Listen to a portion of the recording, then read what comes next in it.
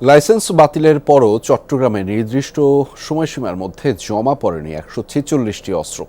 জমা না দেয়াদের মধ্যে আছেন সাবেক মন্ত্রী এমপিরাও। এদের দু-একজন গ্রেফতার হয়েছেন, বেশিরভাগ আত্মগোপনে, নয়তো বিদেশে পলাতক। গত ১৫ বছরে চট্টগ্রামে ৮৪২টি অস্ত্রের লাইসেন্স নিয়েছেন আওয়ামী লীগ, যুবলীগ, ছাত্রলীগ নেতারা, কিন্তু জমা পড়েছে ৬৯৬টি। কালার এক্সপার্ট, জর্জ স্যাপ এবং মাইল্ড অন হ্যান্ডস টেকনোলজি সমৃদ্ধ অরিক্স ক্রিস্টাল ওয়াশ আপনার লন্ড্রি এক্সপার্ট।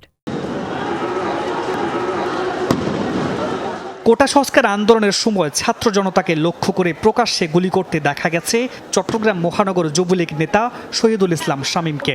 কিন্তু ৩ সেপ্টেম্বর নির্ধারিত সময়সীমার মধ্যে থানা বা জেলা প্রশাসনে জমা পড়েনি এই শটগানটি।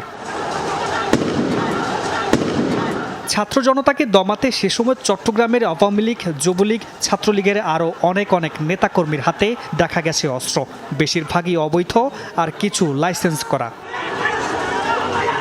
পুলিশ ও প্রশাসনের তথ্য মতে ২০০৯ সাল থেকে ২০২৪ সাল পর্যন্ত ১৫ বছরে ৮৪২টি অস্ত্রের লাইসেন্স নিয়েছেন চট্টগ্রামের মন্ত্রী, এমপি, আওয়ামী লীগ, যুবলীগ, ছাত্রলীগ নেতারা।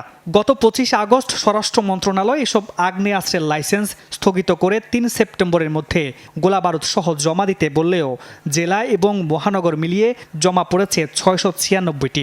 হদিস নেই বাকি ১৪৬টির। অস্ত্র জমা না দেয়া সাবেক মন্ত্রী, এমপিদের দু-একজন গ্রেফতার হয়েছেন, বেশিরভাগ আত্মগোপনে। এই জিনিসগুলো আমাদের জন্য বিপজ্জনক হয়ে বসে আছে। এগুলো যতই দ্রুত এগুলো রিকভার করা যাবে বা তুলে নেওয়া যাবে ততই মঙ্গল। যদি এখন না নিয়ে নেওয়া যায় তাহলে তো সেগুলো খারাপ হাতে পড়ার ভয় আছে। শুধু মন্ত্রী, এমপিই নয়, আওয়ামী লীগ ও অঙ্গ সংগঠনের অনেক পাতি নেতার অস্ত্রের লাইসেন্স প্রাপ্তি নিয়েও রয়েছে প্রশ্ন। এদের অনেকে পুলিশের তালিকাভুক্ত অপরাধী এবং একাধিক মামলার আসামি। এটা একটা উদ্বেগের বিষয়।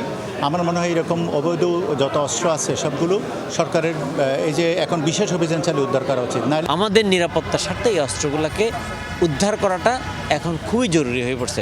নাহলে আসলে এগুলো দিয়ে তারা আরও অনেক নাশকতা করার সম্ভাবনা রয়ে যায়।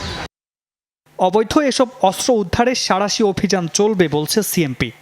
টাইমিং ছিল, সেই টাইমিংয়ের পরে কিন্তু এই বৈধ অস্ত্র কিন্তু আর বৈধ নাই। অবৈধ অস্ত্র হিসেবে ট্রিট করে যেহেতু সরকারের নির্দিষ্ট সময় সীমা পার হয়ে গেছে, এটা অবৈধ অস্ত্র এবং তাদেরকে আমরা আইনানুগ ব্যবস্থার মধ্যে নিয়ে আসবো, সেটার উপর কাজ চলতেছে। মামুন রশিদ অভি, যমুনা নিউজ, চট্টগ্রাম।